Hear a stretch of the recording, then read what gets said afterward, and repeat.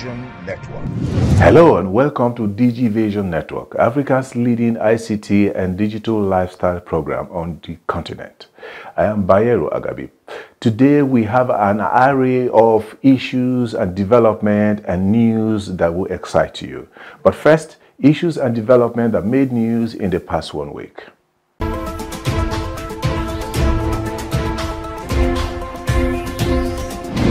Policymakers and regulatory experts are actively exploring ways to create a favorable environment for technology as a service for providers and users.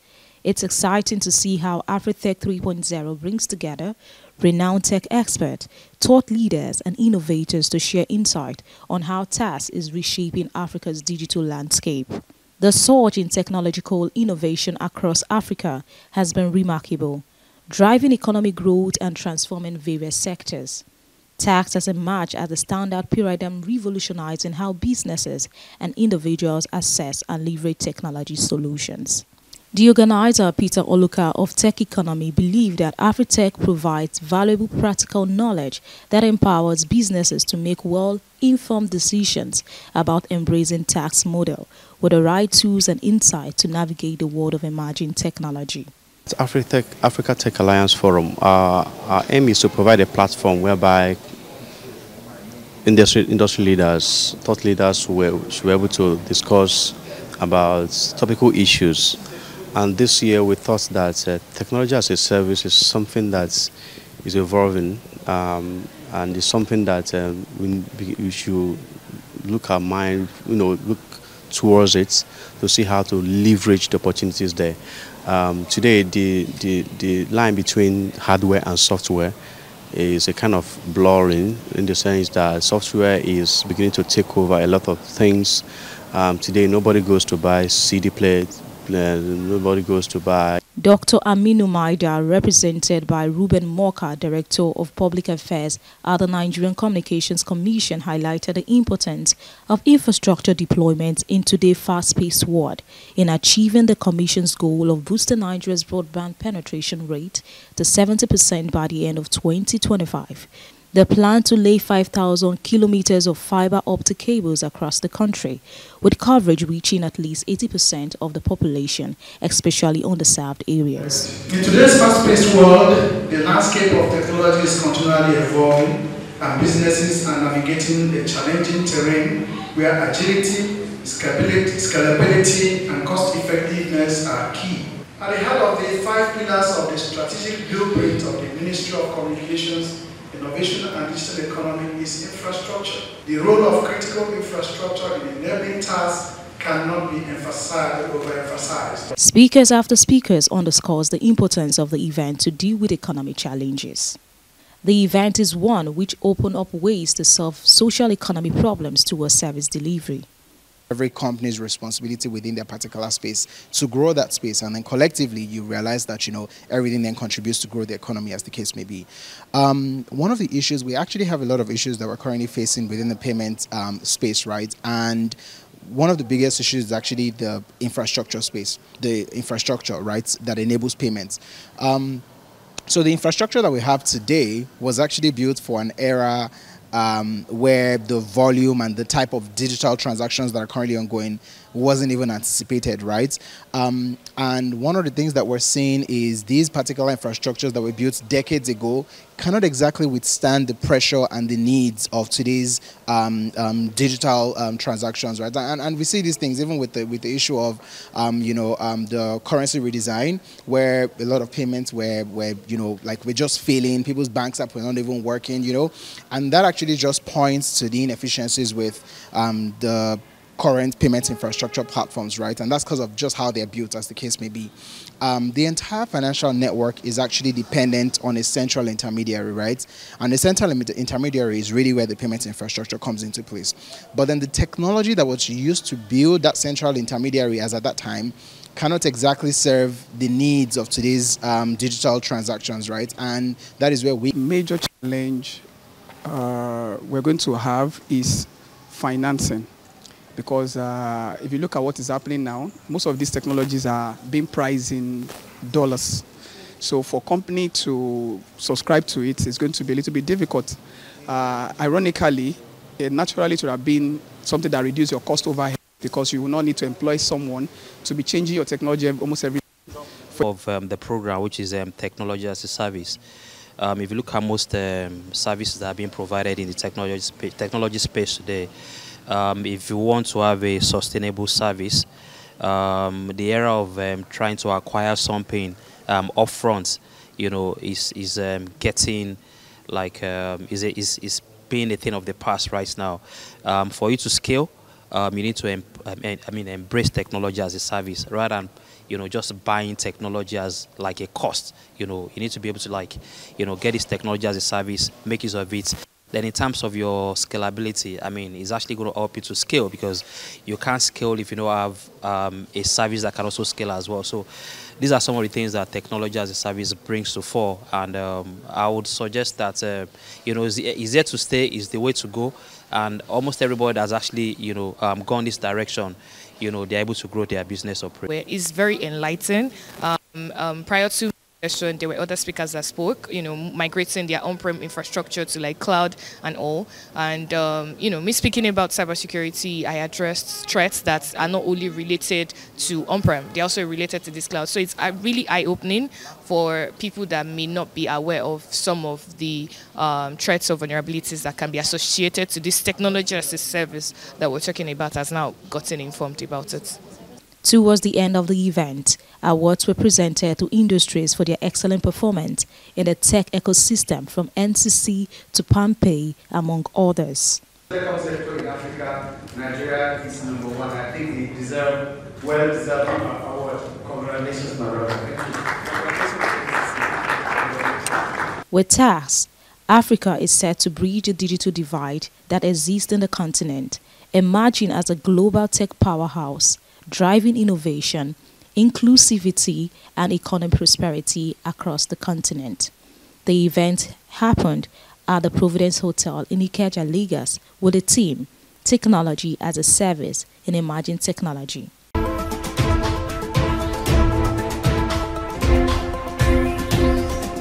The Senate threatens to fully privatize the Nigerian Postal Service, NIPOST, if it continues to operate at a loss. Senator Sani Musa, chairman of the Joint Committee on Finance, expressed concern about the lack of functionality of NIPOST offices and low revenue generation from the stamp duties. The committee directed the Postmaster General, Omotola Odeyemi, to provide the names of all the staff members and their allocation and salary for further investigation. NIPOST has been given 2 years to come up with a plan to revamp the service and change the business model for self-sustainability. If they fail to do so, legislation may be enacted for total privatization, with disagreements among the senators, with some arguing for the agency to be turned into a revenue-generating entity by embracing digital services.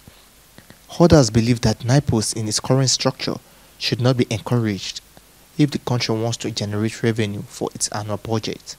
For more on well-researched and balanced stories, events and interviews across business, tech innovation and lifestyle, please like, share and subscribe to this channel, www.youtube.com/Digivision With the theme fueling the rise of startups in Nigeria, every startup person in Nigeria are actually here and they are gathered to discuss and address issues relating to the things happening in the fintech and startup space. It's the Africa Startup Festival 2023 Lagos. My name is Omoyehi Haza, reporting this event for Digivision Network. The U.S. Consulate General in Lagos has expressed its intention to partner with Nigerian investors and deepen foreign investments in Africa.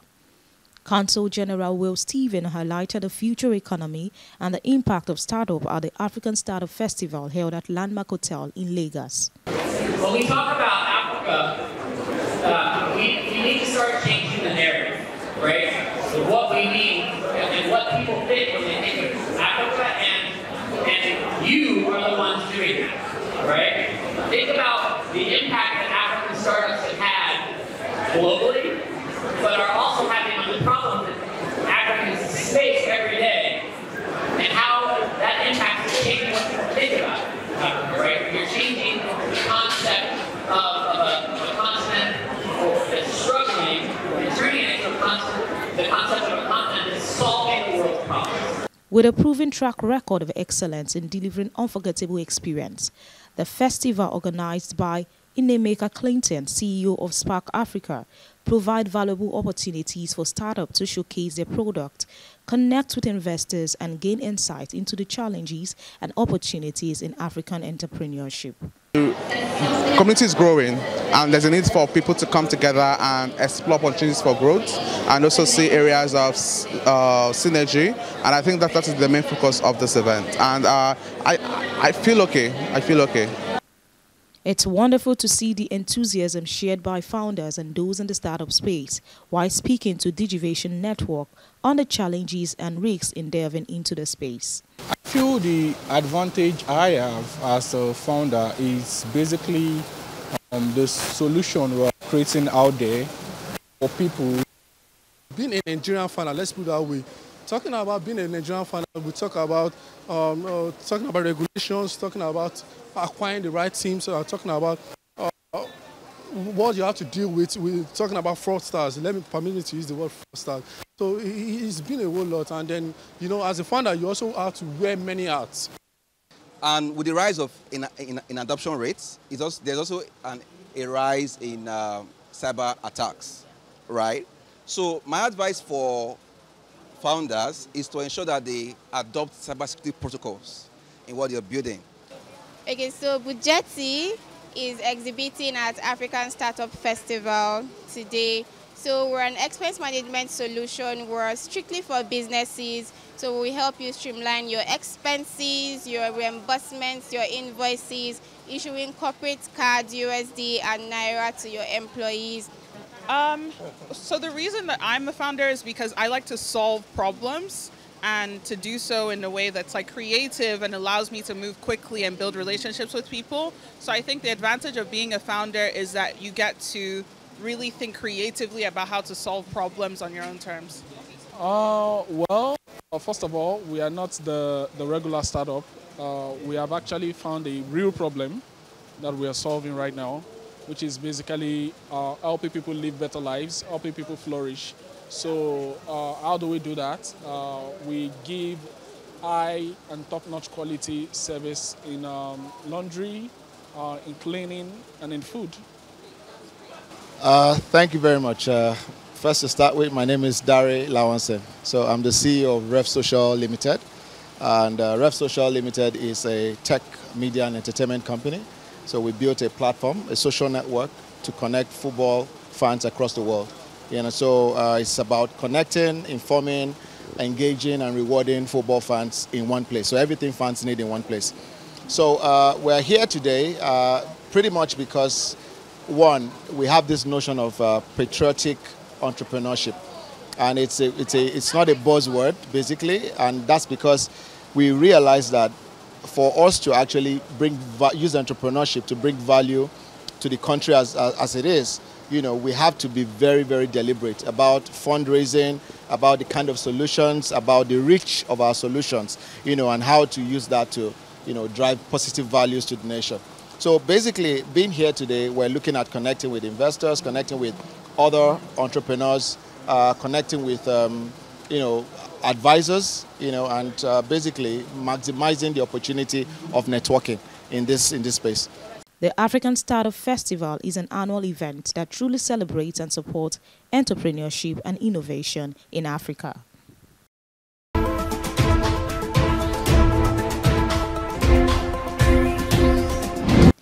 Mercy AK, the former Big Brother winner, is really taking her tech game to the next level. Alexa, open my curtain. Living a smart house powered by artificial intelligence sounds amazing. It's impressive that she can control her curtains with just a voice command. And it is funny that she even calls her AI home manager Lambo. I bet her fully automated smart home is a dream come true for her. It's great to see how technology is shaping our lives in such innovative ways.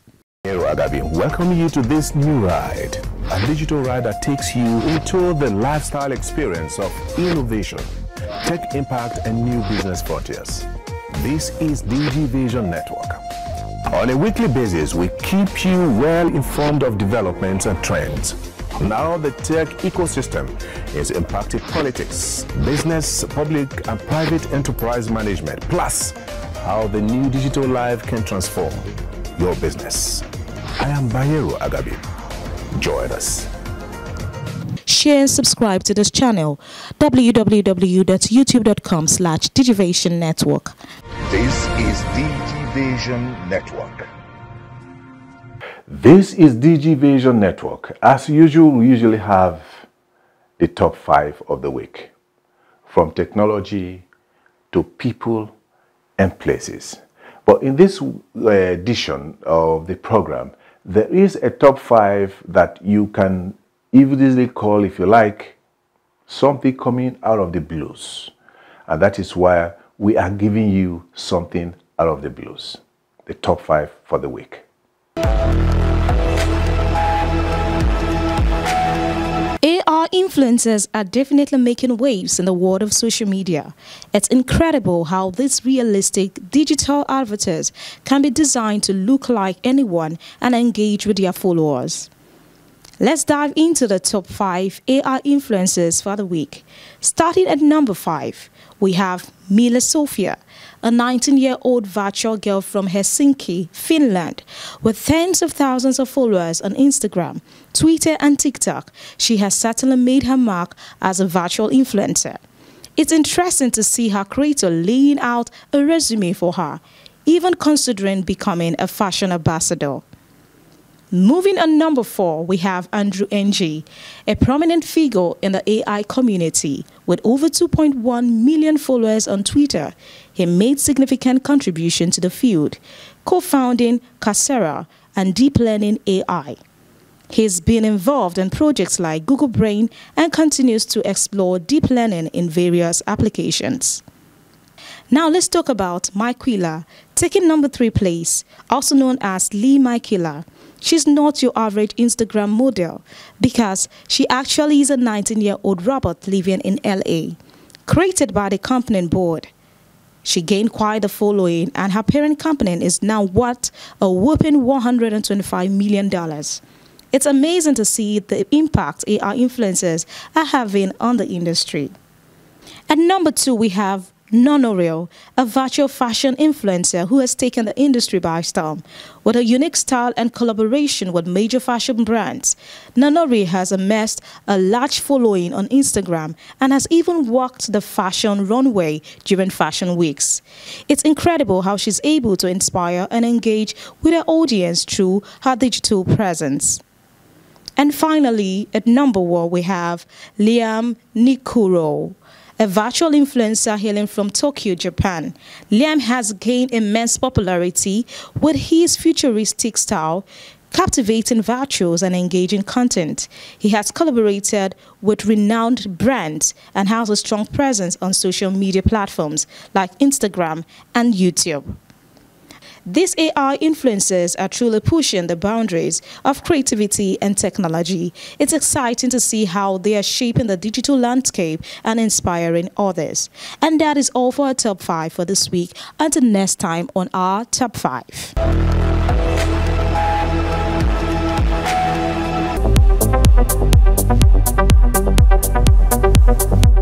One way for you to get informed is the willingness to know more. Today on the Divisional Tech Tips, I will teach you how to add multiple faces to your Face ID. My name is Eniton Hadibayo.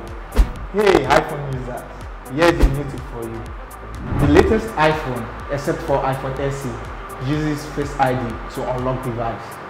As you all know, the tech used on iOS 13 only recognizes single face. So anyone else uses your iPhone would have to put a passcode to unlock your iPhone. Just as you could register multiple fingerprints with Touch ID for the past iPhone, Apple now lets you register multiple faces just to unlock a single device. Here is how to do it. First, tap Settings. Step 2, tap Face ID and passcode. Step 3, type in your passcode. Step 4, tap Setup and alternate appearance. Step 5, scan your face and follow the prompt. Just like that, you are in to use your multiple faces for Face ID. See you next episode for more tech tips. Keep watching Digivision Network.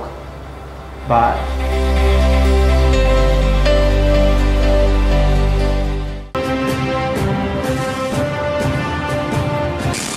This is AIT Infotech Network, reaching you from Freetown in Sierra Leone, Accra, the Ghanaian capital, Addis Ababa in Ethiopia, Johannesburg in South Africa.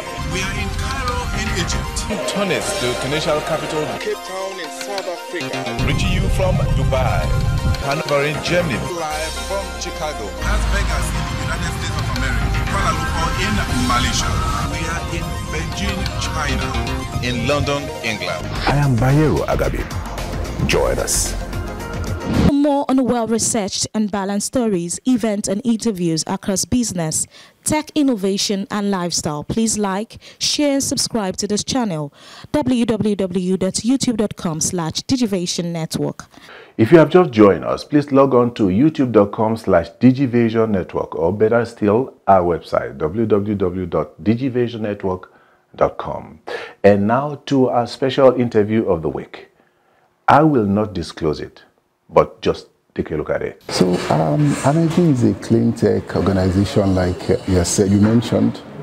So, Energy has been around for about 9 years plus. 9 years. Yeah. So, Energy provides clean and sustainable energy through solar power, actually. We have several models, and that way you are able to plug into whichever one suits your use case. So Energy serves various sectors. You have the solar home systems, which basically serves the residential customers. Yeah, you have those high capacity that are applicable for commercial and enterprise customers. And we also deploy solar solutions to even telecom, the telecom sector. So beyond sales of equipment, we also provide support services, after sales services to our customers. So what we do basically is we ensure that we start off with the proper, the best of quality in terms of components.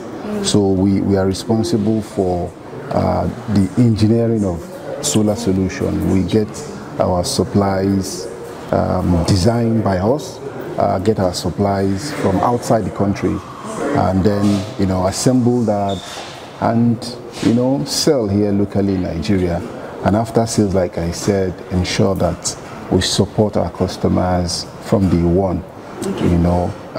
We have systems that do surveillance, where we are able to manage faults, we are able to manage events and performance of our systems as deployed to the customer. So, and we even provide flexible payment plans, such that regardless of your purchasing power, you are able to find one of the models that suits your disposable income that you can afford. So that's basically how our Energy has been, supporting the energy transition. And that's our core business here. Now, in Nigeria and Africa as a whole, one of the main issues that this continent has been struggling with is energy. That's correct. With an option of the kind of energy supply, how much do you think this particular option of energy is sustainable in the Nigeria economic ecosystem? Yeah, so solar today is even more, is a no-brainer, judging by the recent realities, the removal of fuel subsidy and the constant increase in the tariff from the national grid. So if you plug in your numbers, you can tell that even commercially, when you look at the financial side of things, it's cheaper for you to transit, to adopt solar. If you plug in the numbers, whatever investment you put in today, in as early as 2 years, depending on your current source of energy. So if you're currently using diesel, for instance, I mean, if you have a high capacity generating set, you will have saved the cost of investing in solar. You would have made a savings that equal to that investment in as short as 2 years. Wow. Asian Network. That is the show for the week. If you have any comment or suggestions for us, please send them to bayeragabi@yahoo.com, or better still, you can catch us on youtube.com/Digivision Network, or better still, just log on to our website to be part of the family. Until next week, I remain yours sincerely, Bayero Agabi. Peace.